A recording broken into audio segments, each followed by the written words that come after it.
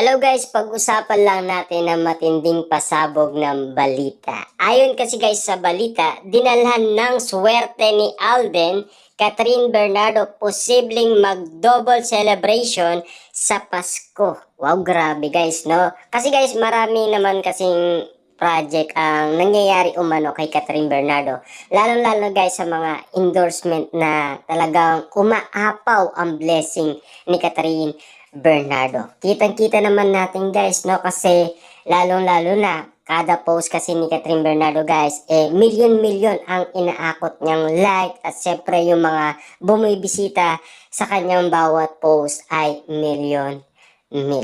Kaya nga naman guys, marami endorsement ang dinudumog si Catherine Bernardo. Ang sabi nga naman kasi dito guys, no? Pag nagkataon, double celebration ang gagawin ni Catherine Bernardo ngayon December dahil sa sunod-sunod na swerteng dumarating sa kanyang buhay. Nananalo si Catherine bilang Best Actress in a Lead Role sa National Choice ng Asian Academy Award 2024 para sa pagganap niya sa A Very Good Girl kung saan makikipagbakbakan siya sa international arena na Asian Academy Award 2024 ngayong unang linggo ng December sa Capitolio Theater sa Singapore. Wow, grabe guys ha, talagang lilipad pa siya sa Singapore guys ha, grabe nga to guys no, kita nyo, Singapore pa siya pupunta guys no, lalaban siya, 'di ba? Ipanlalaban guys ni Catherine Bernardo ang kanyang successful na movie na A Very Good Girl. Grabe nga naman kasi siya doon guys dahil bad girl si Catherine Bernardo. Nakakagulat itong balita nito guys dahil matinding pasabog nga naman kasi guys ang mga nalalaman natin na inuulat umano guys ng balita. Ang mga lihim na binubuksan sa atin guys talagang kakaiba na sa panlasa natin at pandinig, lalong-lalo na guys nakikita pa natin. Sabi pa dito guys, bago ito ipapalabas naman sa mga sinihan ang kanyang real team up movie project kay Alden Richard, ang Hello Love Again sa November. Sigurado na ang box office standing ng nasabing pelikula na ginawa sa Calgary, Canada dahil ngayon pa lang umakot na ng milyon-milyon views ang apila ng pelikula sa unang teaser pa lang at wala pa ang full thriller. Bukod dito, tumabo na ang hindi bababa sa 1 million pesos ang advance free selling ticket para sa showing ng pelikula. Grabe nga naman kasi guys, no, wala pa ang movie pero umakot na ng milyon, no? Kita niyo naman guys, as of October 24, 12 million na kaagad ang kinita umano ng movie ni Catherine Bernardo at Alden Richard. Kaya naman guys, tinawag na mega blockbuster na kasi guys dahil marami nang tinalo umano guys dahil mabenta nga naman kasi guys ang movie ni Catherine Bernardo at Alden Richard. Lalong-lalo na guys, matagal itong inintay, more than 5 years nga naman kasi. Siyempre, sabik na sabik guys sa mga fans, di ba? Sa kakaintay. Lalong-lalo na guys, pinipilit pa umano ang Star Cinema dahil lagi nga naman sila nagre-request at laging tinatanong si Catherine Bernardo at Alden Richard ng iba't ibang mga balita kung kailan sila magkakaroon muli ng pelikula or gagawin ba ang kanilang movie. Kitang-kita naman natin guys na pinagkakaguluhan ngayon sina Catherine Bernardo at Alden Richard. Pero sa tingin nyo ba guys, talagang tama ba ang inala natin guys na hindi bet ni Catherine Bernardo si Alden Richard, 'di ba? Iba daw ang bet niya guys 'di ba? Nasabi niya daw to sa ibang tao, 'di ba? Kasi guys, alam naman natin ang Brusco kasi guys, una niya ng minahal ay si Daniel Padilla. Diba?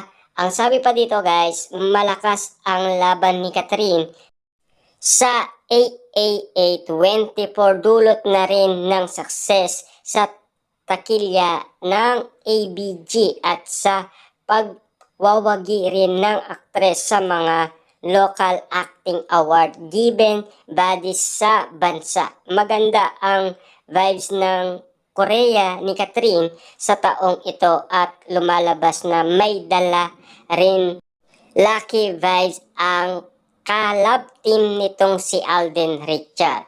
Wag lang masikat na malutlot o matalino si Catherine sa AAA 24. Magkagayon man, waging-wagi pa rin naman siya dahil tiyak na ang pagiging pinami ng box office success ng lalabas nitong movie.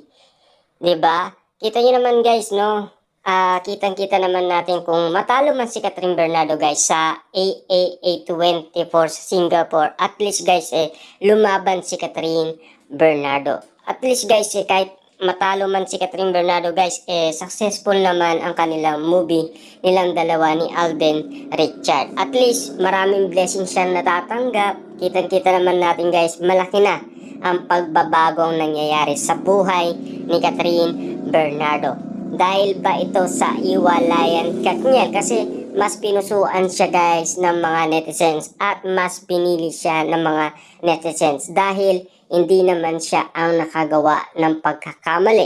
'Di ba? Kasi alam nila kung sino ang nakagawa ng pagkakamali. 'Di ba? Siyempre pinag-usapan yan guys latest yan, last 2023. Grabe guys ang insulto kay Daniel Padilla, 'di ba? Sobra-sobra guys Talagang last 2023, sunod-sunod ang batikos kay Daniel Padilla.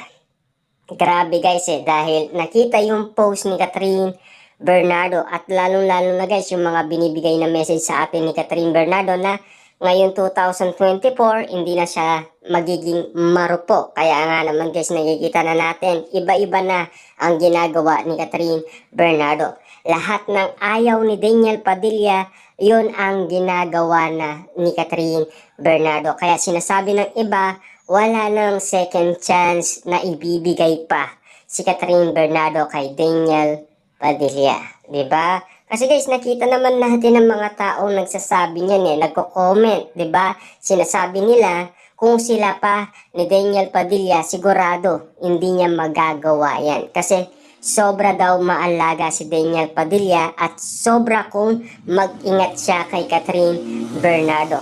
Pero take note kasi guys sinaktan siya ni Daniel Padilla. Kung maalaga siya, maingat siya, bakit niya sinaktan si Catherine Bernardo? Kung totoong minamahal ni Daniel Padilla si Catherine Bernardo, bakit hindi niya pinatunayan? 'Di ba?